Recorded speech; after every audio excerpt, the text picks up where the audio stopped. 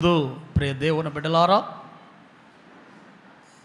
మన ప్రభువును రక్షకుడైన యేసయ్య పరిశుద్ధ నామములో చేరి వచ్చిన మీ అందరికీ, అలాగే మన సంఘ బాప్టిస్ట్ చర్చ్ ఖానాపూర్ మరి అవుట్ గోయింగ్ ఎగ్జిక్యూటివ్ కమిటీ మెంబర్స్కి, అలాగే ఇన్కమింగ్ ఎగ్జిక్యూటివ్ ప్రెజెంట్ ఉన్నటువంటి ఎగ్జిక్యూటివ్ కమిటీ మెంబర్స్కి, యూట్యూబ్లో వాక్యాన్ని వీక్షిస్తున్న మీ అందరికి కూడా ఒక్కొక్కరికి ప్రతి ఒక్కరికి మన సంఘ బాప్టిస్ట్ చర్చ్ ఖానాపూర్ తరపున మీకు శుభాలు తెలియజేస్తూ ఉన్నాను. దేవుని బిడ్డలారా, పోయిన వారం మరి గతించిన మన సంఘ బాప్టిస్ట్ చర్చ్ ఖానాపూర్ కార్యవర్గం కావచ్చు, పనిచేసిన బిడ్డలు, ఇప్పుడు నూతన మరి ఎగ్జిక్యూటివ్ కమిటీ మెంబర్స్ కావచ్చు, రాబోయే దినాల్లో దేవుని సేవ చేయబోతున్నటువంటి నాయకులు కావచ్చు, వీటన్నిటినీ పురస్కరించుకొని ప్రియులారా, పోయిన వారం మనం ఒక వాక్యాన్ని ధ్యానించాం. మీరు చూడండి దయచేసి, సంఖ్యాకాండము 12వ అధ్యాయము. అక్కడ కొన్ని విషయాలు మనం ధ్యానించాం. ఏమిటి ప్రియులారా, మన అంశం ఏమిటి? న్యాయాధిపతి మెచ్చిన నాయకుడు. న్యాయాధిపతి అయినటువంటి దేవుడు మెచ్చినటువంటి నాయకుడు మోషే. క్రీస్తునందు దేవుని బిడ్డలారా, మరి ఫస్ట్ పార్ట్గా మరి పోయిన వారం మనం చూసాం. సమయం ఎక్కువ లేక మనం కొన్ని విషయాలు మాత్రం ధ్యానించాం. మీరు పోయిన వారం ప్రసంగంలో దాని వివరాలన్నీ కూడా ఉంటాయి, మీరు చూడవచ్చని మనం చేస్తూ ఉన్నాను. మరి రెండవ భాగం ఈరోజు మనం ధ్యానించబోతూ ఉన్నాం. ఒకసారి వాటిని జ్ఞాపకం చేసుకొని ముందుకు వెళ్దాం. దేవుడే స్వయముగా మోషేను గూర్చి మరి మంచి విషయాలు తెలియజేశాడు. ఆయనలో ఉన్నటువంటి సుగుణాలు దేవుడు తెలియజేశాడు. చూడండి, ఒక్కొక్కటి మనం చూద్దాం పిల్లరా. సంఖ్యాకాండం 12వ అధ్యాయము 3వ వచనం చూస్తే అక్కడ దేవుడు అన్నాడు, మోషే భూమి మీద ఉన్న వారందరిలో మిక్కిలి సాత్వికుడు అనే ఒక గొప్ప బిరుదు అతనికి ఇవ్వడం మనం చూస్తాం. ఏమిటి సాత్వికుడు అని అంటే 3 విషయాలు పోయిన వారం మనం చూసాం. ఏమేమిటది? సాత్వికుడు అంటే, ఒకటి, దేవుడు చెప్పిన మాట తూచా తప్పకుండా పాటించడం, అనగా వినడం, దేవుని మాటను వినడము. రెండవది, తగ్గించుకున్నాడు ఆయన. ఎంతగానో పోయిన వారం చెప్పుకున్నాం. అంటే చెప్పిన మాట వినడం అంటే వెంటనే ప్రతిస్పందించడం. ఇదిగో ప్రభువా నేనున్నాను, పిలవగానే ఇదిగో ప్రభువా నేనున్నాను, వినడం. రెండవది మనం చూసాం, తగ్గించుకోవడం అంటే దీన మనసు కలిగి, వినయపూర్వకమైన, అనుకువగల, గర్వము లేని, లొంగినట్లు. ఈ విషయాలన్నీ కూడా మనం పోయిన వారం చెప్పుకున్నాం. మూడవది, ఈ సాత్వికుడు అనే విషయంలో మంచితనం అంటే మంచి మనస్సు. ఒక మాటలో చెప్పాలంటే ఆయనకున్న మంచి మనస్సు ఏమిటనంటే, శత్రువులనైనా ప్రేమించగలిగినటువంటి గొప్ప మనస్సున్న మనస్తత్వం కలిగిన వాడు. ఈ విషయం ప్రియులారా, మనం పోయిన వారం చాలా విషయాలు చెప్పుకున్నాం. వాటన్నిటిని మరలా నేను వివరించట్లేదు. దానివల్ల లాభం కూడా ఏమిటో మనం చూసాం. ప్రభు అయిన యేసుక్రీస్తు చెప్పాడు, ధన్యతలో కొండ మీద ప్రసంగంలో ఆయన చేసిన ప్రసంగంలో మరి 9 ధన్యతలు, 9 ధన్యతలలో ఒక ధన్యత ఏమిటనంటే, మత్తయి సువార్త 5వ అధ్యాయం 5వ వచనంలో, సాత్వికులు ధన్యులు, వారు భూలోకమును స్వతంత్రించుకుందరు అని చూశాను. రెండవది, దేవుని బిడ్డలారా, దేవుడు మోషేను గురించి చెప్పినటువంటి మాటలు ఏమిటి అని మనం చూస్తే దయచేసి చూడండి. దేవుని బిడ్డలారా, 7వ వచనం గమనించండి. 7వ వచనం, అతడు నా ఇల్లంతటిలో నమ్మకమైన వాడు అని చూసా. మోషే నా ఇల్లంతటిలో నమ్మకమైన వాడు. ఒకటి, సాత్వికుడు అనలేదండి, మిక్కిలి సాత్వికుడు. అంటే ఈ భూమి మీద ఉన్న మనుషులందరికంటే కూడా కేవలం మోషే మాత్రమే మిక్కిలి సాత్వికుడు. ఎంత గొప్ప బిరుదండి అతనికి. రెండవది, నా ఇల్లంతటిలో నమ్మకమైన వాడు. పోయిన వారం మీకు చెప్పాను, చిన్న హోంవర్క్ ఇచ్చాను. ఎంతమంది మీరు చదువుకొని వచ్చారు, ధ్యానించారు? నా ఇల్లంతటిలో అన్నాడు. ఏమిటి ఇల్లంతట్లు అంటే? ఇల్లంతట్లు అంటే ఏమిటి? మీరు చదువుకొని వచ్చారు, చాలా సంతోషదాయకం.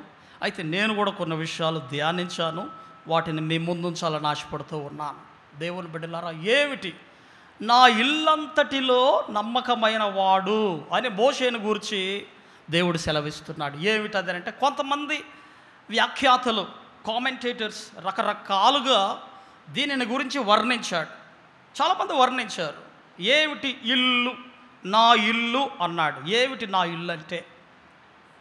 అలాగే కొన్ని విషయాలు ప్రియులారా, ఇందాక చదవబడినటువంటి లేఖన భాగంలో అపోస్తుడైన పౌలు హెబ్రీయులకు రాసిన పత్రిక 3వ అధ్యాయం మొదటి 6 వచనాల్లో ఉన్నటువంటి ఆ భాగాన్ని కూడా పరిశీలిస్తే, అంటే ఈ కామెంటేటర్స్ ఎవరైతే వ్యాఖ్యాతలు దీనిని గురించి తెలియజేశారో ఆ మాటల్ని, అలాగే మరి అపోస్తుడైన పౌలు హెబ్రీయులకు రాసిన పత్రిక 3వ అధ్యాయం మొదటి 6 వచనాల్లో ఉన్న లేఖన భాగాన్ని పరిశీలన చేస్తే ఒక 2 విషయాలు మాత్రం బాగా మనకి కనబడుతున్నాయి. ఏమిటి అవనంటే, ఏమిటి ఆయన ఇల్లు అనంటే, ఒకటి నంబర్ 1, దేవుడు ఏర్పాటు చేసుకున్నటువంటి ఇశ్రాయేలీయులే ఆయన ఇల్లు. గమనించండి, ఎవరండి? ఇశ్రాయేలీయులే ఆయన ఇల్లు. ఎట్టాగంటే గమనించండి, ఒకటి అది. రెండవది ఏమిటనంటే ప్రత్యక్ష గుడారము.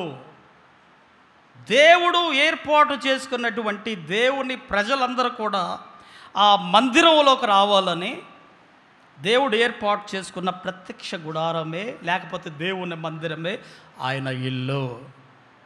ఈ 2 విషయాలు నేను వివరించబోతున్నాను, దయచేసి గమనించండి.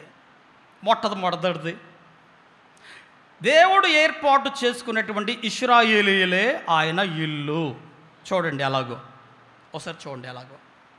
మీ పరిశుద్ధ గ్రంథాలు చూడండి. నిర్గమాకాండం 3వ అధ్యాయం 10వ వచనం చూడండి. నిర్గమాకాండం 3వ అధ్యాయము 10వ వచనం చూడండి దేవుని బిడ్డలారా.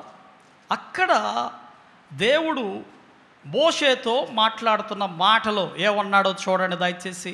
కాగా రమ్ము, నిన్ను ఫరో యొద్దకు పంపెదను, ఇశ్రాయేలీయులైన నా ప్రజలను నీవు ఐగుప్తులో నుండి తోడుకొని పోవలెను. ఇది దేవుడు ఏర్పాటు చేసుకున్నటువంటి జనాంగమే ఆయన ఇల్లు. ఈ ప్రజలకు దేవుడు ఏవేవైతే మరి ధర్మశాస్త్రాన్ని ఇచ్చాడో, వారికి నాయకత్వం వహించి వారిని బానిసత్వంలో ఉన్నటువంటి ఐగుప్తు దేశం నుంచి కనాను దేశానికి నడిపిస్తున్నటువంటి ఈ క్రమములో ఆయన పొందిన అవమానాలు కావచ్చు, ఏదైనా కావచ్చు, విషయం ఏమిటంటే వాటన్నిటినీ తగ్గించుకొని అనుభవిస్తూ మిక్కిలి సాత్వికుడుగా ఉండి కష్టమైన నిష్ఠూరమైన అన్నిటినీ సహిస్తూ వారికి ధర్మశాస్త్రాన్ని అందిస్తూ ఆ ప్రజలకి సేవ చేశాడు. చూసారా? అదే ఆయన ఇల్లు. అదే ఆయన ఇల్లు. మీకు బలపరచడానికి ఒక మాట పరిశుద్ధ గ్రంథంలోంచి చూపిస్తాను చూడండి. అపోస్తుడైన పౌలు హెబ్రీయులకు రాసిన పత్రిక 3వ అధ్యాయము 6వ వచనం చూడండి దయచేసి. 3:6. అయితే క్రీస్తు కుమారుడయ్యుండి ఆయన ఇంటి మీద నమ్మకముగా ఉన్నాడు, ధైర్యమును నిరీక్షణ వలని ఉత్సాహమును తుదముట్టుకు స్థిరముగా చేపట్టిన ఎడల మనమే ఆయన. గమనించారా పిల్లరా? మనమే ఆయన ఇల్లు అనగా నీవు నేను మనందరము ఒకప్పుడు దేవుడు ఏర్పాటు చేసుకునేటువంటి ఇశ్రాయేలీయులు ఆయన ఇల్లు. హల్లెలూయా. ఈ ఇల్లంతటిని కూడా ఆయన ఏం చేశాడంటే ఇల్లంతటిలో నమ్మకముగా ఆయన పనిచేసుకుంటూ వెళ్ళాడు. ఎంత గొప్ప సంగతో చూడండి. అపోస్తుడైన పౌలు హెబ్రీయులకు రాస్తూ ఏం చెప్పాడంటే, మోషే ఎలాగైతే తన ఇల్లంతటిలో నమ్మకంగా ఉన్నాడో ప్రభు అయిన యేసుక్రీస్తు కూడా ఏం చేశాడు? అంతకంటే కూడా ఆయన నమ్మకముగా ఉన్నాడు. ఆయన తెలియజేస్తూ ఈ మాటలు అక్కడ చెప్పడం మనం చూస్తాం. దయచేసి చూడండి, ఆ మాటలు కూడా ఒకసారి మనం ధ్యానిద్దాం. 3వ వచనం, ఆ పై వచనంలో 2వ వచనంలో, దేవుని ఇల్లంతటిలో మోషే నమ్మకముగా ఉండెను. చూడండి దయచేసి ప్రియులారా, అక్కడ కొన్ని మాటలు ఉన్నాయి, నేను మీకు చెప్పాలని ఆశపడుతూ ఉన్నాను. 3వ వచనం నుంచి, ప్రతి ఇల్లును ఎవడైనా ఒకని చేత కట్టబడును.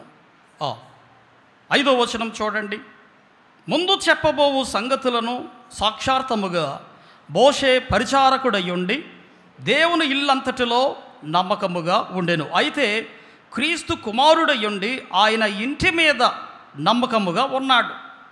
ఏమిటండి ఈ మాటలు? ప్రభు అయిన యేసుక్రీస్తు ఆయనను గురించి వర్ణిస్తున్నాడు ఇక్కడ.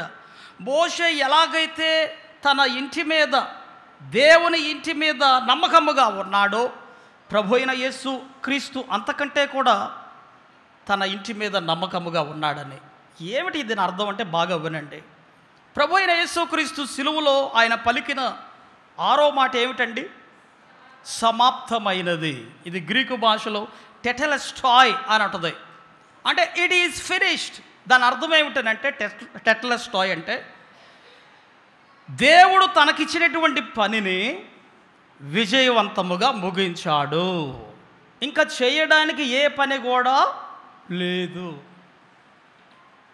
దేవుడు తన కుమారుడైన, తండ్రి అయిన దేవుడు కుమారుడైనటువంటి యేసుక్రీస్తు ప్రభువుకి అప్పగించిన ప్రతి పనిని ఏదైతే ఉందో అదే ఆయన ఇల్లు. హల్లెలూయా. ఆ ఇంటి మీద ప్రభు అయిన యేసుక్రీస్తు ఏం చేశాడు? దేవుని ఇంటి మీద పని చేస్తూ నమ్మకముగా పనిచేశాడు. హల్లెలూయా. మోషే అదే చేశాడండి. ఏ పనినైతే దేవుడు అప్పగించాడో ఇశ్రాయేలుల విషయమై, వాటన్నిటి మీద ప్రతి ఏ పని అయితే దేవుడు అప్పగించాడో, అవి ధర్మశాస్త్రం కావచ్చు, వాళ్ళని నడిపించే విధానంలో కావచ్చు, అన్ని విషయాలలో ఏది కూడా తూచా తప్పకుండా దాన్ని నెరవేర్చాడండి. నమ్మకముగా పనిచేశాడు. రెండవది ఏమిటి? ఇందాక చెప్పాను. రెండవది, ఇశ్రాయేలుల మీదే ఆయన ఉన్నాడు, చూసారా? నమ్మకంగా పనిచేశాడు. అది ఇశ్రాయేలు, తన ప్రజలే ఇల్లు, దేవుని ఇల్లు. రెండవది ప్రత్యక్ష గుడారం, దేవుని ఇల్లు. అంటే దేవుని మందిరమే ఆయన ఇల్లు. చూడండి దయచేసి, దాన్ని బలపరచడానికి నిర్గమాకాండం 26వ అధ్యాయం 1వ వచనం చూడండి ప్రియులారా దయచేసి. నిర్గమాకాండము 26వ అధ్యాయం 1వ వచనం చూడండి. 26 మొదటిది చూస్తే అక్కడ ఈ మాటలు ఉన్నాయి, దయచేసి గమనించండి ప్రియులారా. మరియు నీవు 10 తెరలతో ఒక మందిరమును చేయవలెను. అంటే ఏమిటది? దాని అర్థం, ప్రత్యక్ష గుడారాన్ని కట్టయ్యా అన్నాడు. నా ప్రజలు నిన్ను ఆరాధించడానికి ఏమిటది? నేను నా ప్రజలు కలుసుకోవడానికి దేవుని మందిరాన్ని నియమించమన్నాడు. అదే ప్రత్యక్ష గుడారము. బాగా వినాలి.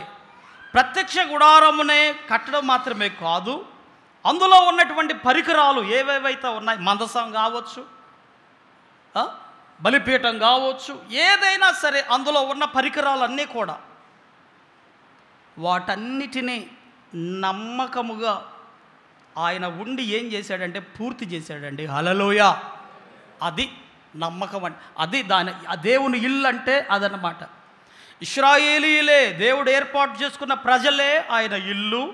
రెండవది ప్రత్యక్ష గుడారము, లేకపోతే ఆయన మందిరమే ఆయన ఇల్లు.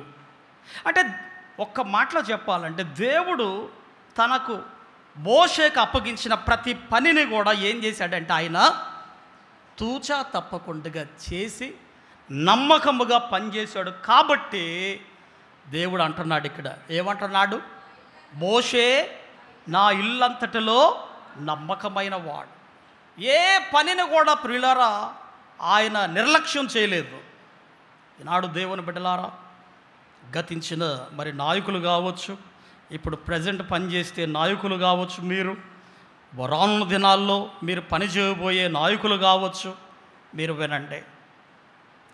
ఈ ప్రజలందరూ కూడా ఎవరండి? ఈ ప్రజలందరూ ఎవరండి? దేవుని ఇల్లు. గుర్తుపెట్టుకోండి, ఈ ప్రజలందరూ దేవుని ఇల్లు. ఈ మందిరం ఎవరండి? ఎవరిది? దేవుని ఇల్లు. ఈ ఇంటిలో ఇంకా చాలా వస్తువులు కావాలా వద్దండి? చాలా వస్తువులు మీరు చూస్తే అర్థమైద్ది. ఇప్పుడున్న గతించిన నాయకులు ఒక మంచి మందిరాన్ని కట్టారు. హల్లెలూయా.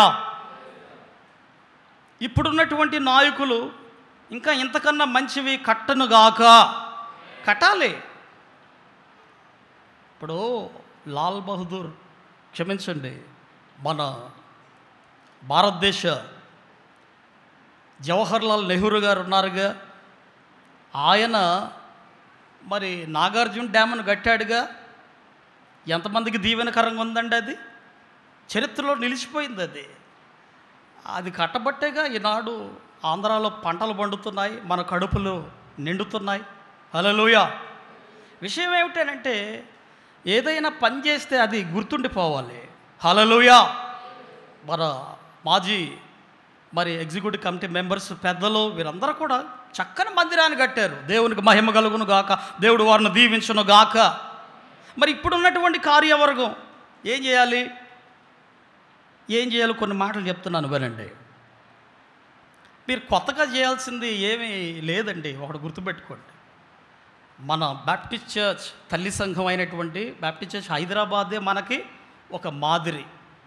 గొప్ప సేవకులు, first pastor of the Baptist church Hyderabad, senior pastor గారు రెవరెండ్ డాక్టర్ జి శామ్యూల్ గారు, వారి కుమారుడు ఇప్పుడు డేవిడ్ పి గొల్లపల్లి గారు అయ్యగారు, ఆయనకు సహకరిస్తున్నటువంటి కార్యవర్గం ఎన్ని కార్యక్రమాలు చేస్తున్నారండి వాళ్ళు.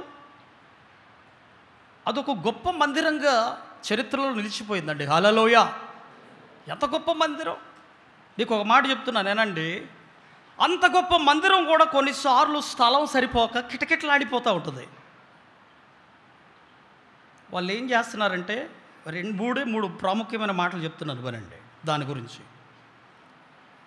ఎక్కువ ప్రజలు వచ్చినప్పుడు ఆ సంఘం మందిరం నిండిపోయి ప్రజలందరూ ఎక్కువ మంది వచ్చినప్పుడు ఏం చేస్తారంటే టెంట్లు వేసేస్తారు. ముందు టెంట్లు వేస్తే అది కూడా ఫుల్ అయిపోద్ది.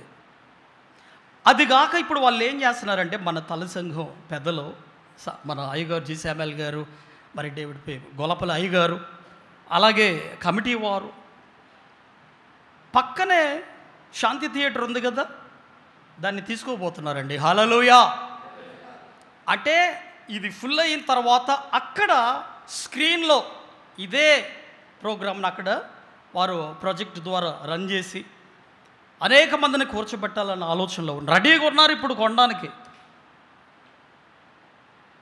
ఆర్థికంగా బాగా దేవుడు బలపరిచారండి. హల్లెలూయా. ఎందుకంటే అది నమ్మకంగా చేస్తున్నారు సేవ. మన బాప్టిస్ట్ చర్చ్, మన తల్లి సంఘం బాప్టిస్ట్ చర్చ్ హైదరాబాద్ వారు నమ్మకమైన పరిచయం చేస్తున్నారు. అందుకని అనేకమైనటువంటి బ్రాంచ్ చర్చెస్ కట్టారు. అందులో భాగంగా ఒకటి మందే. దేవుని బిడ్డ గమనించండి, ఇప్పుడున్న ప్రజెంట్ కమిటీ వారు ఏం చేయాలండి? ఇక్కడున్న పరిసరాలు దీన్ని డెవలప్ చేయాలి. అంతేకాదు ఈ పక్కన మల్టీపర్పస్ బిల్డింగ్ కట్టవచ్చు. హల్లెలూయా.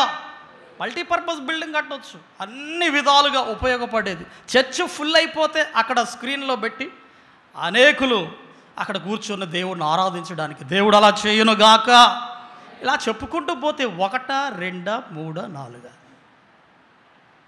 ఇంకా వేరే కొత్తగా ఆలోచన చేయాల్సిన అవసరం లేదు. ఎంఏ ఫిలాసఫీ ఉస్మానియా యూనివర్సిటీలో మేము చదివేటప్పుడు మాకు ఆ లాజిక్ అంతా ఒకటి చెప్పారు వాళ్ళు.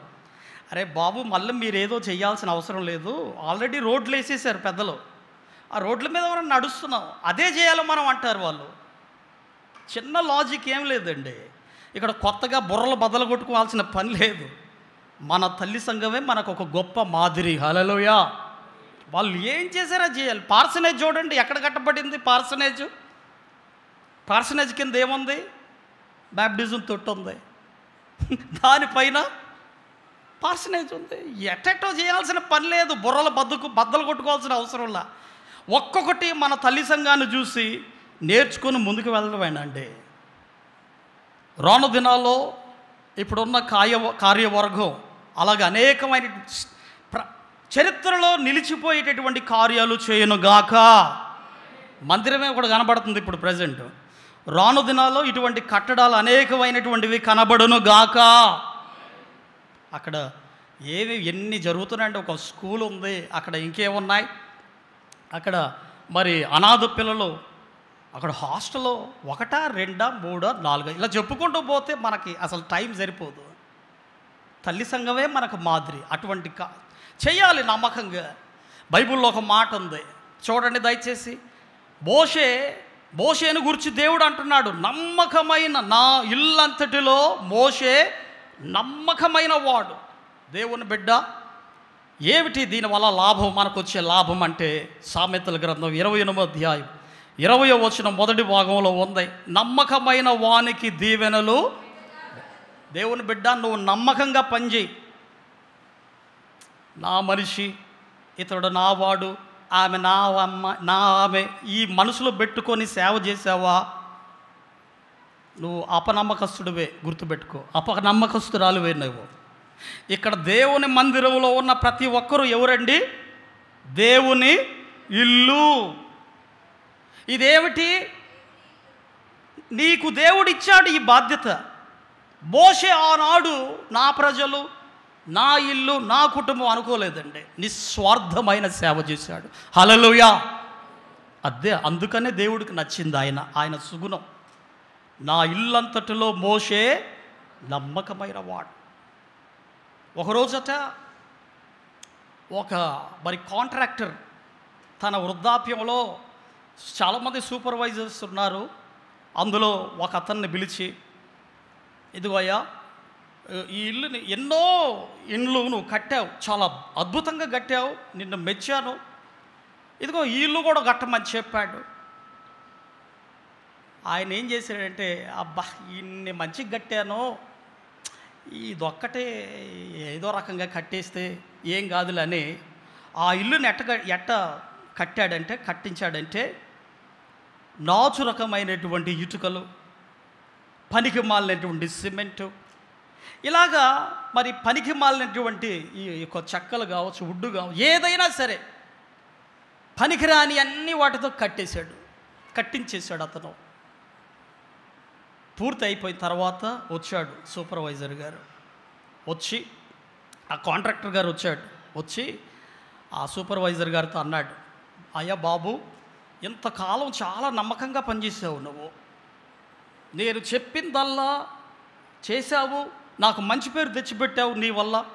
కాబట్టి నేనేం చేయాలనుకుంటున్నానంటే, రేపు మాపు చచ్చిపోబోతున్నాను, నీకేదో ఒక మంచి పని చేద్దామని ఇల్లును నీకు గట్టించానయ్యా, ఇల్లు తీసేసుకో అన్నాడట. చూడండి ఇట్లుంటాయి పరిస్థితులు. తల బాదుకున్నాడు అతను.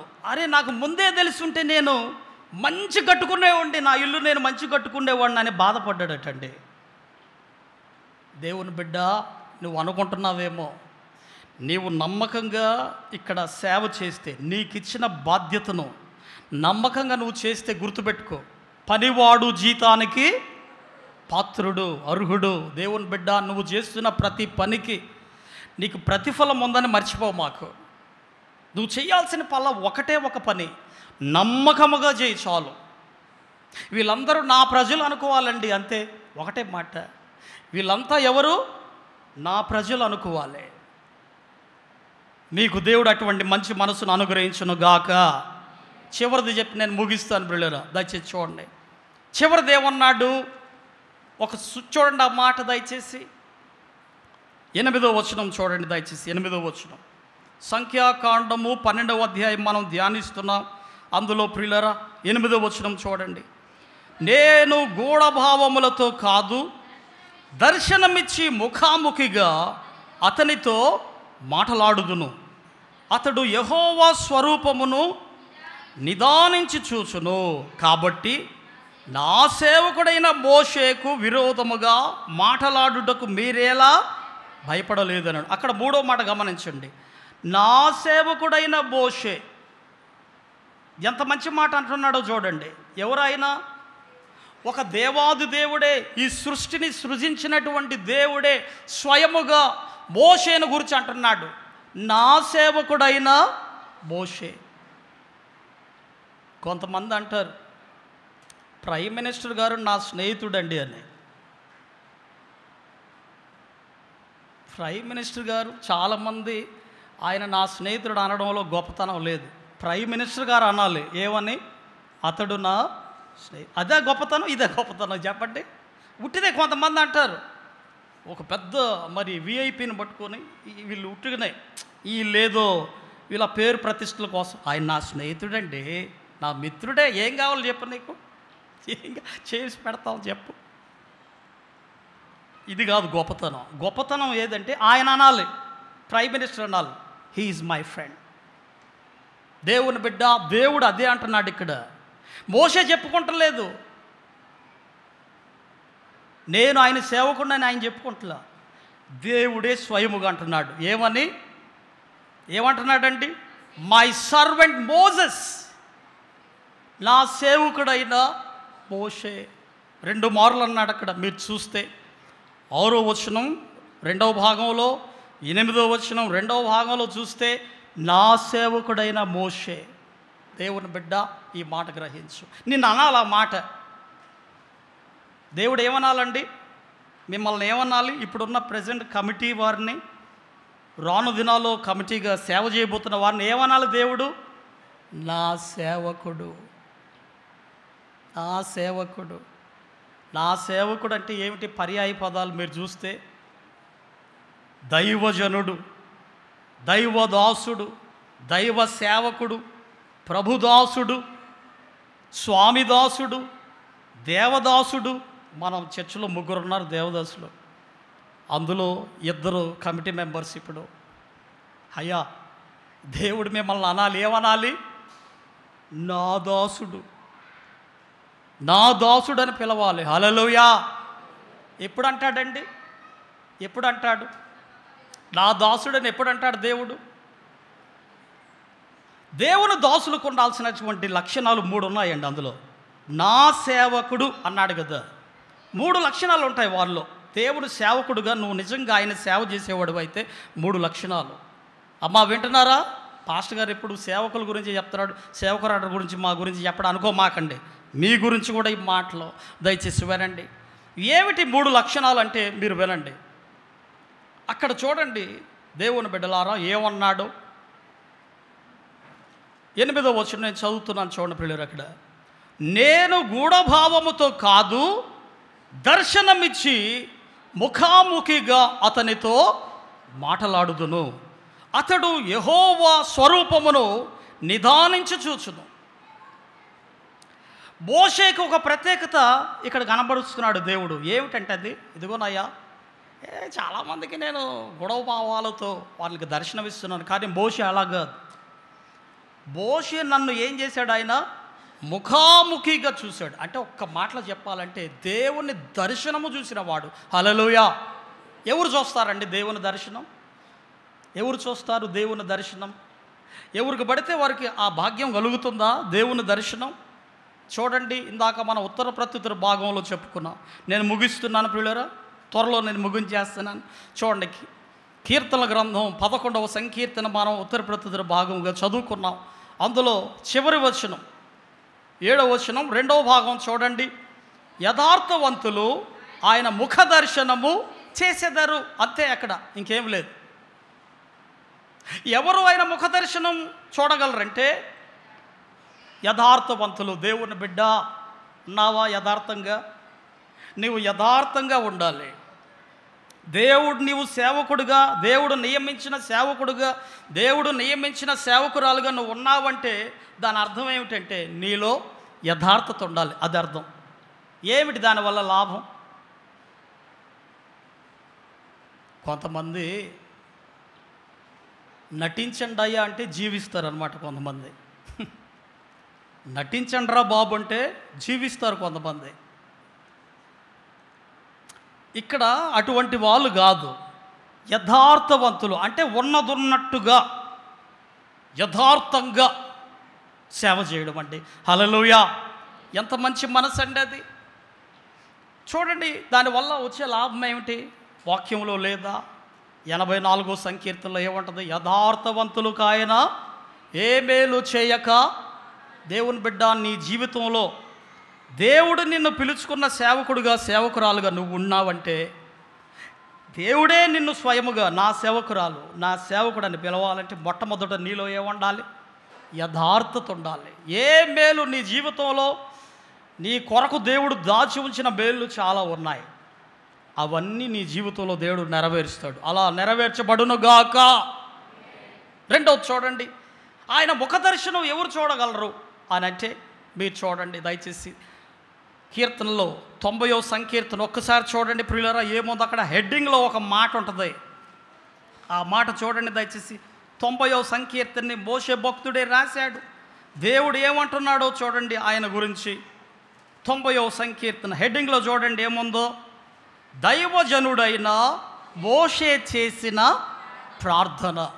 ఈ కీర్తన అంతా కూడా మరి మోషే చేసిన ప్రార్థన. ఇదంతా కూడా అంటే దేవుని ముఖ దర్శనం చూడడమే కాదు, దేవుని బిడ్డలారా, దేవుడు నిన్ను నా సేవకుడు, నా సేవకురాలు అని పిలవాలంటే నీ జీవితంలో ఏముండాలి?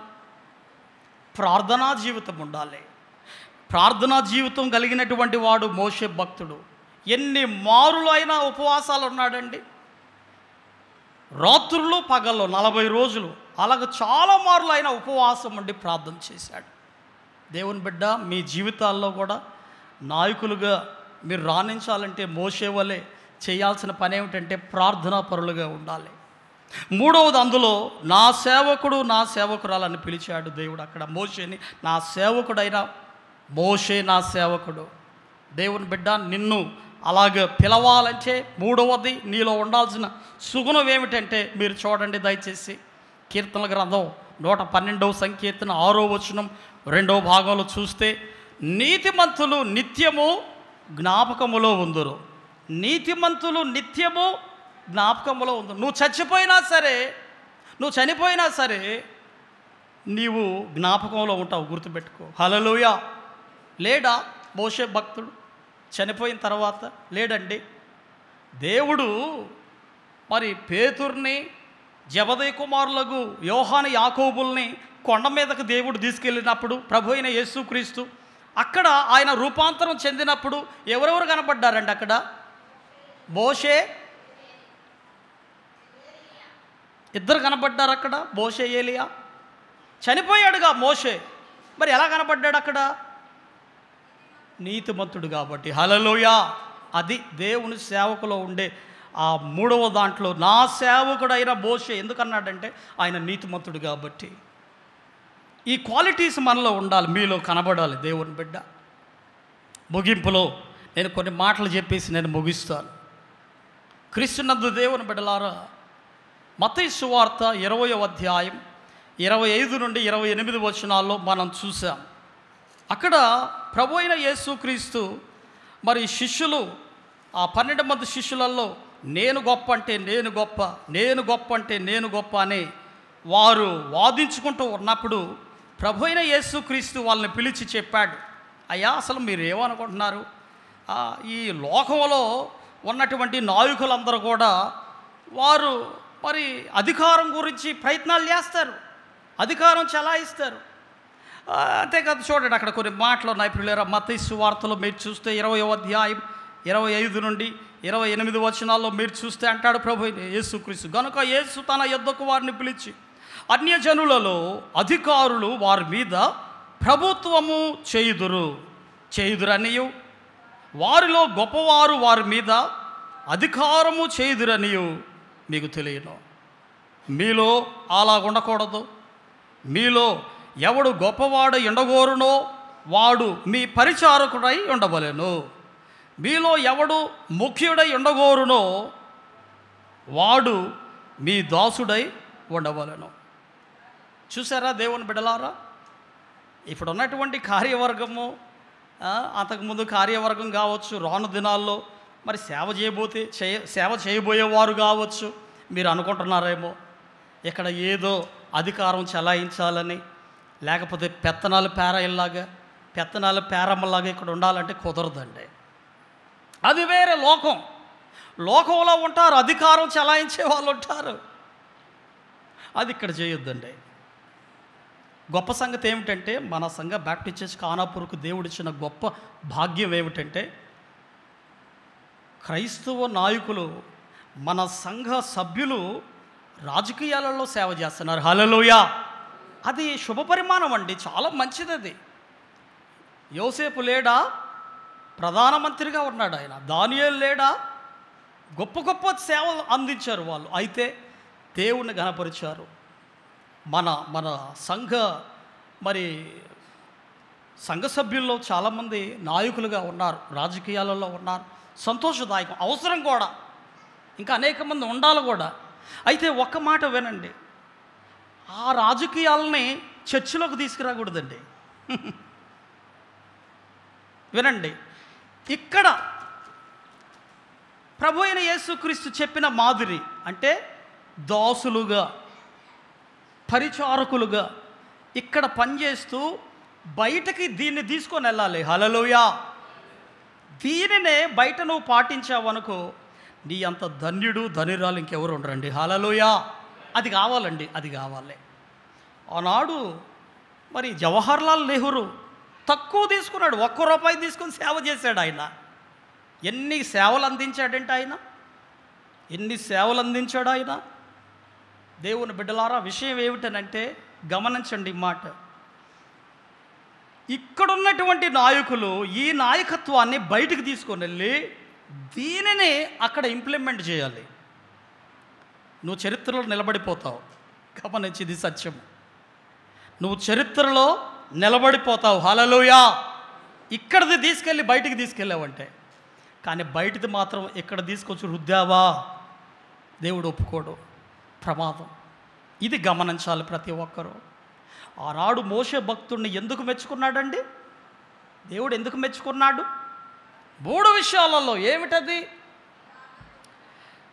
మోషే ఈ భూమి మీద ఉన్న మనుషులందరికంటే కూడా మిక్కిలి అసాత్వికత్వం రావాలండి, తగ్గించుకోవాలి మనలో మనం. గర్వం, అహంకారాన్ని వీడాలి, చెప్పిన పని చేయాలి, దేవునికి లోబడాలి. రెండవది ఏం చూసాం? మోషే నా ఇల్లంతటిలో దేవుడు నీకు ఏమేమైతే పని అప్పగించాడో, ఈ మనుషులందరూ కూడా ఇల్లు, దేవుని ఇల్లు. ఈ ప్రత్యక్ష గుడారం ఆ దినాల్లో దేవుని ఇల్లు, ఈ మందిరం దేవుని ఇల్లు. మీరు చేయాల్సిన పని ఏమిటనంటే దేవుని ఇంటిలో నమ్మకముగా పనిచేయడం, నమ్మకముగా పనిచేయడం. మూడోది అన్నాడు, నా దాసుడైన మోషే, నా సేవకుడైన మోషే. అలా నిన్ను పిలవాలి దేవుడు. నిన్ను అలా పిలవాలంటే ఈ 3 లక్షణాలు నీలో ఉంటేనే పిలుస్తాడు. ఏమిటది? యథార్థంగా ఉండాలి, ప్రార్థనా పరుడుగా ఉండాలి, నీతిమంతుడిగా ఉండాలి. అప్పుడు చూడు నీ జీవితంలో ఎన్ని కార్యాలు చూస్తావు. దేవుడు నిన్ను ఎలా ఆశీర్వదిస్తాడో, నిన్ను ఎలా దీవిస్తాడో గమనించు. కొన్ని హైలైట్స్ చెప్పి నేను ముగించేస్తాను. మోషే జీవితంలో కొన్ని ప్రాముఖ్యమైన విషయాలు మర్చిపోకూడదు, అవి చాలా ముఖ్యమైన విషయాలు. అది నేను చెప్పేసి నేను ముగించేస్తున్నాను పిల్లరా. 1, మోషే సహజంగా కోపిష్ఠుడు. మీకు తెలుసుగా, ఒకడు ఐగుప్తీయుడు, హెబ్రీయుడు ఇద్దరు కొట్లాడుకుంటుంటే ఏం చేశాడండి? ఏం చెప్పలేదు అక్కడ. ఒక్క పంచిస్తే చచ్చిపోయాడు. ఎవరు? ఐగుప్తుడు చచ్చిపోయాడు, పూడ్చిపెట్టేశాడు. చాలా కోపిష్ఠుడు. అంత కోపిష్ఠుడు ఏమయ్యాడండి? సాత్వికుడైపోయాడు. ఒక్క మాటలో చెప్పాలంటే ధీరుడైపోయాడండి, సాధువైపోయాడు. ఇంకొక మాటలో చెప్పాలంటే సాధువైపోయాడు. సాధు అంటే, సాధువు ఏం చేస్తాడండి?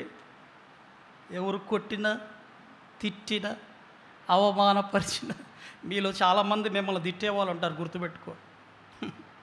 నువ్వు పరిచయం చేస్తున్నావు, అబ్బా ఏం చేసావు, నువ్వు ఏం చేస్తున్నావు అనరు ఎవరు. నిన్ను పైకి నిన్న అబ్బా ఏం చేస్తున్నావు అంటారు, కానీ వెనకాల ఏ రాళ్ళు వేసేవో లేస్తారో ఉంటారు, గుర్తుపెట్టుకో.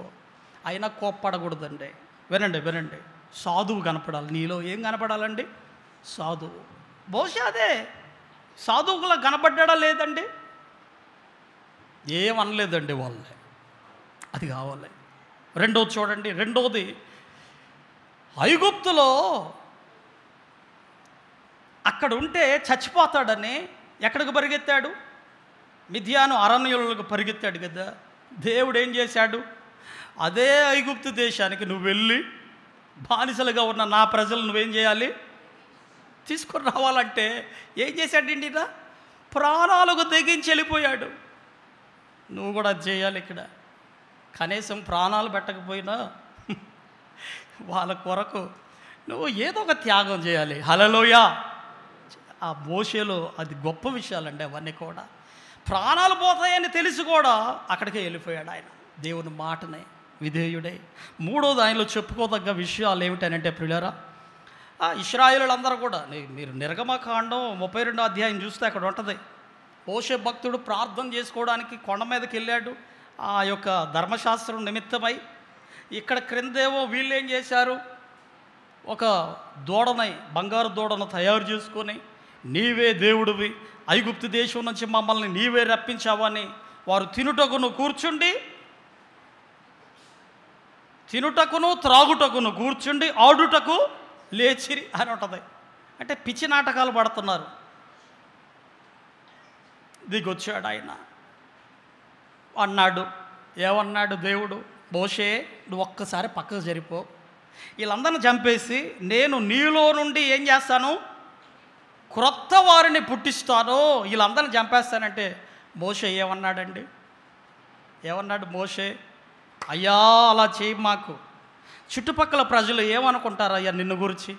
ఇంతమందిని నువ్వు ఇశ్రాయేలులను ఐగుప్తు దేశంలో ఇన్ని మహత్కార్యాలు చేసి నడిపించావే, ఏమైపోవాలి? నీ యొక్క నామ ఘనత ఏమైపోవాలయ్యా? నీవు ఏర్పాటు చేసుకున్న నీ ప్రజలు నశించిపోతే ఎలాగయ్యా అని వద్దయ్యా అలా చేయమాకని బ్రతిమలాడుకున్నాడే కానీ మంచిదయ్యా చంపేసే వాళ్ళని సంకలు గుద్దుకోలేదు ఆయన. అదండి గొప్పతనం, మోషేలో ఉన్న గొప్పతనం అది. నాలుగోది చూడండి దయచేసి, మీరు చూస్తే పిల్లరా, ఏమన్నాడు దేవుడు? నువ్వు చచ్చిపో నువ్వు చేసిన తప్పుకి అన్నాడు. ఒక్కసారి తిరగబడ్డాడు దేవుని మీద. వద్దన్న పని చేశాడు. ఆ బండతో మాట్లాడమంటే ఉన్న కోపం అంతా ఉగ్రుడై కొట్టాడు కొండను. ఏమైపోయాడు? చెప్పాడు దేవుడు, పో ఇక జాలయ్యా, నువ్వు చేసిన సేవ జాలుగానే వచ్చాయి నా దగ్గరికి వచ్చి అన్నాడు. చచ్చిపో అన్నాడు. వెళ్ళిపోయి చచ్చిపోయాడండి. దేవుని బిడ్డలారా, మీరు చచ్చిపోమాకండి కానీ హతసాక్షులు అవ్వండి. హల్లెలూయా.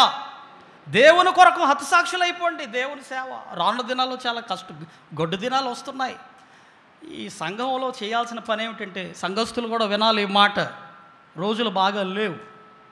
సంఘ నాయకులు, సంఘస్థులు చేయాల్సిన పని ఏమిటంటే, అందరూ కలిసికట్టుగా ఎవరు సేవ చేస్తున్నారు, ఎవరు నాయకులని కాదు, క్లారిటీగా చెప్తున్నాను వినండి దయచేసి. చాలా మరి క్లారిటీగా చెప్పే మాట ఏమిటంటే, ఇక్కడ ఎవరు నాయకులుగా ఉండి పనిచేస్తున్నారు కాదు మనకు కావాల్సింది. చివరి దినాల్లో ఉన్నాం. ఎవరు చేసినా మనం సపోర్టుగా ఉండి సంఘాన్ని అభివృద్ధి పరుచుకోవాలి. హల్లెలూయా. అది కావాల్సిందే. దేవుని బిడ్డ గమనించు.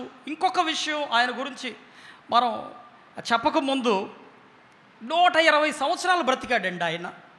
120 సంవత్సరాలు. చనిపోయే సమయంలో ఎట్లున్నాడు ఆయన? ఒకసారి చూడండి దయచేసి. ద్వితీయోపదేశకాండం 34:7. ద్వితీయోపదేశకాండం 34వ అధ్యాయం 7వ వచనం. మోషే చనిపోయినప్పుడు 120 సంవత్సరముల ఈడుగల వాడు, అతనికి దృష్టి మాంద్యము లేదు, అతనికి సత్తువ తగ్గలేదు. నేను కొన్నిసార్లు బైబిల్ చదువుతున్నప్పుడు మసక కనబడుతున్నాయి. అయిపోయింది నా పని, గ్లాసెస్ కావాలేమో నాకు, అద్దాలు. కానీ మోషే జీవితంలో 120 సంవత్సరాలు వచ్చినా కానీ అద్దాలు లేవు. ఏం గ్రేట్ అండి. చూపు మందకెళ్ళలేదు. అంతేనా? చూడండి ఇంకేముందో. సత్తువ యవనస్తుడుగా ఉన్నప్పుడు ఎంత బలంగా ఉన్నాడో, చనిపోయేటప్పుడు కూడా అదే బలముతో ఉన్నాడు. హల్లెలూయా. చూసారా దేవుని బిడ్డలారా? అయినను నువ్వు చేసిన తప్పుకి చనిపో అంటే సిద్ధపడి చనిపోయాడు. అంటే దేవుని మాటకు లోబడ్డాడు కాబట్టే అప్పుడు చనిపోయిన ఆయన ఇప్పుడు కూడా సజీవ లెక్కలో ఉన్నాడు. హల్లెలూయా. ఎంత గొప్ప సంగతో చూడండి. చివరిది చెప్పి నేను ముగిస్తాను. చాలా మంచి మాట ఇది మాత్రం. ఇంతవరకు మీరు విన్నారో లేదో నాకు తెలియదు, కానీ ఇది మాత్రం ఖచ్చితంగా వినండి. ప్రతి ఒక్కరు ఈ మాట వినాలి. ఏమిటంటే, మీరు చూడండి దయచేసి, ఐగుప్తులో బానిసలుగా ఉన్నటువంటి ప్రజల్ని 3వ అధ్యాయం 10వ వచనంలో ఉంది కదా, నిర్గమకాండంలో, మీరు నా ప్రజలు, వారి మొర నేను విన్నాను, నీవు వెళ్ళి వారిని బానిసత్వంలో ఉన్న నా ప్రజల్ని తీసుకొని నేను చూపించు వాగ్దానం చేయబడిన దేశానికి నడిపించాలన్నాడు. బాగా వినాలి మాట. ఎక్కడున్నారండి వాళ్ళు? బానిసలుగా ఉన్నారు. బానిసలుగా ఉన్న వారిని విడిపించి స్వేచ్ఛ పరులుగా ఉండడానికి వారిని తీసుకొని వెళ్తున్నాడు. ఈ క్రమములో మోషే ఏమైపోయాడండి? అక్కడ దాసుడుగా అయిపోయాడు.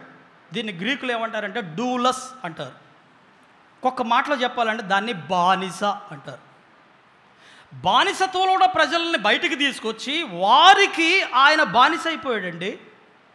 ఎంత ప్రాముఖ్యమైన మాట గమనించండి. ప్రభు అయిన యేసుక్రీస్తు మత్తయి సువార్త 20వ అధ్యాయంలో చెప్పే మాట ఏమిటంటే, ఆయన మీరు నాయకులుగా ఉండబోతున్న మీరందరూ కూడా ప్రజలకు ఏమవ్వాలి? మీరు దాసులవ్వండి. కాలగా ఎగరేసుకొని నేను అది చేస్తా ఇది చేస్తా అంటే కుదరదు. ఇక్కడ దేవుని మందిరంలో వాళ్ళు ఏది చెప్తా చేయాలి. మంచిదని చేస్తామండి, ఇంకేం చేయమంటారు చెప్పండి అనాలే. కానీ మనం అది చేయండి ఇది చేయండి టాప్ అంటే కుదరదు. ఇక్కడ దేవుని మందిరంలో చేతులు కట్టుకొని వాళ్ళకి సేవ చేయాలి. సేవ చేయడానికే వచ్చారు మీరు. మరోళ్ళు మంచోళ్ళండి. మన నూతన కార్యవర్గాన్ని దేవుడు దీవించును గాక. దేవుని బిడ్డలారా, ఈ సత్యాలు గ్రహించండి. ఆనాడు మోషేని ఊరకనే మెచ్చుకున్నాడా? ఊరకనే దీవించాడా? ఊరకనే ఆశీర్వదించాడా? లేదు. ఇన్ని సుగుణాలు ఉన్నాయి ఆయనలో. దేవుని బిడ్డ, నీ జీవితంలో కూడా ఈ సుగుణాలు కలిగి నువ్వు జీవిస్తే ఈ ప్రపంచంలో నీ అంత ధన్యురాలు ధన్యుడు ఇంకెవరు లేరు. అటువంటి మహాభాగ్యాన్ని దేవుడు మీకు ప్రసాదించి మిమ్మల్ని దీవించి ఆశీర్వదించి ఫలింపచేయను గాక. ప్రార్థన చేసుకుందాం. దయచేసి అందరు లేచి నిలబడతారా? అందరూ అలా నిలబడి ఉంటుండగా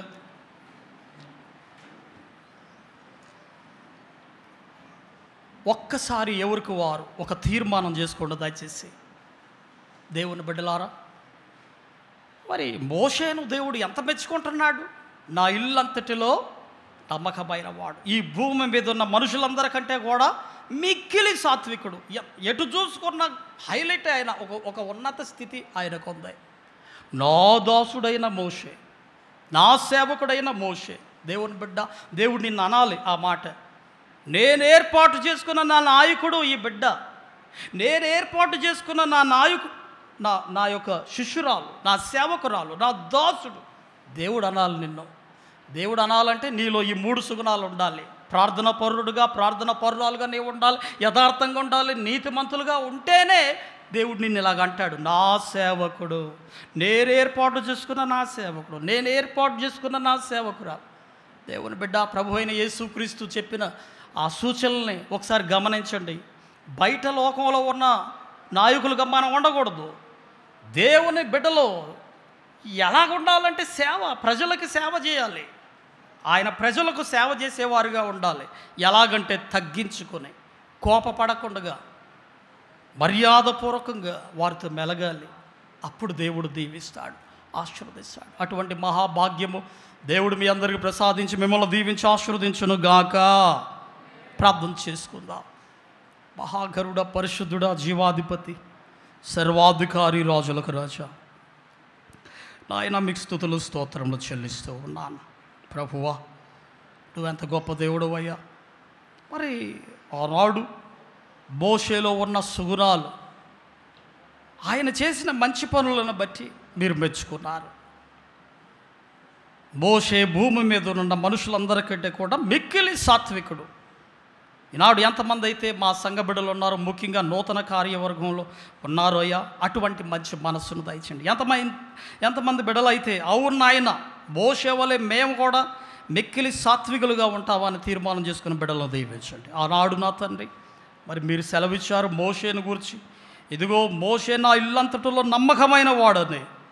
మీ ఇల్లు అయినటువంటి ఈ ప్రజలు, ఈ మందిరములో అనేక పరికరాలు అవసరం నాయన. ఈ ప్రజలు అనేక సేవ చేయాలి, వీరికి నమ్మకముగా నూతన కార్యవర్గం. అవును నాయన, మోషే ఎలాగైతే మీ ఇల్లంతటిలో నమ్మకమైన వాడుగా ఉన్నాడో నేను కూడా ఉంటానని ఎంతమంది అయితే బిడ్డలో తీర్మానం చేసుకున్నారో ప్రభువా, వారిని మీ చేతులెత్తి దీవించండి. మోషే, నా సేవకుడైన మోషే అని మీరు పిలిచారు మోషేని. నిజమే, ఈనాడు అయ్యా మా ప్రియులను కూడా నేను ఏర్పాటు చేసుకున్న నా సేవకుడు, నేను ఏర్పాటు చేసుకున్న నా సేవకురాలు అని మీరు పిలవాలంటే అవునయ్యా యథార్థంగా ఉండాలి, ప్రార్థన పరులుగా ఉండాలి, నీతిమంతులుగా ఉండాలని మీరు సెలవిచ్చారు. ఏ బిడ్డలైతే అవును ఆయన ఈ రోజు నుంచి మేము యథార్థతను కోల్పోము, అదే కాదు అయ్యా మరి మేము నీతిమంతులుగా ఉంటాం, ప్రార్థన పరులుగా ఉంటామని తీర్మానం చేసుకున్నారు. ఒక్కొక్కరిని ప్రతి ఒక్కరిని మీ చేతులెత్తి దీవించమని ప్రార్థన చేస్తూ ఉన్నాం. వాక్యం విని వాక్యానుసారంగా ప్రభువా మేము జీవిస్తామని ఎంతమంది అయితే బిడ్డలు తీర్మానం చేసుకున్నారు, ఒక్కొక్కరిని ప్రతి ఒక్కరిని యావత్ సంఘాన్ని మీ చేతులెత్తి దీవించి ఆశీర్వదించమని, ఈ మనవులను స్తుతులను ఈ లోకానికి త్వరగా తిరిగి రానయ్యున్నటువంటి నజరేయుడును నిజదేవుడైన యేసయ్య పరిశుద్ధ నామమున ప్రార్థించి స్తుతించి వేడుకొంచున్నమ్మ తండ్రి, ఆమేన్. మన పరమ తండ్రి అయినటువంటి దేవుని మహాప్రేమయు, కుమారుడును రక్షకుడైనటువంటి యేసుక్రీస్తు కృపయు, పరిశుద్ధాత్మని యొక్క దేవుని సహవాసమును సమాధానమును సకల ఆశీర్వాదాలు దేవెనలు ఇక్కడ చేరిన మీ అందరికీ, మరి ముఖ్యంగా వాక్యం విని దాని ప్రకారంగా మేము జీవిస్తామని తీర్మానం చేసుకున్న ప్రతి బిడ్డకును, నూతన కార్యవర్గానికి ఇప్పుడును ఎల్లప్పుడును సదాకాలము తోడైన నడిపించునుగాక. ఆమేన్.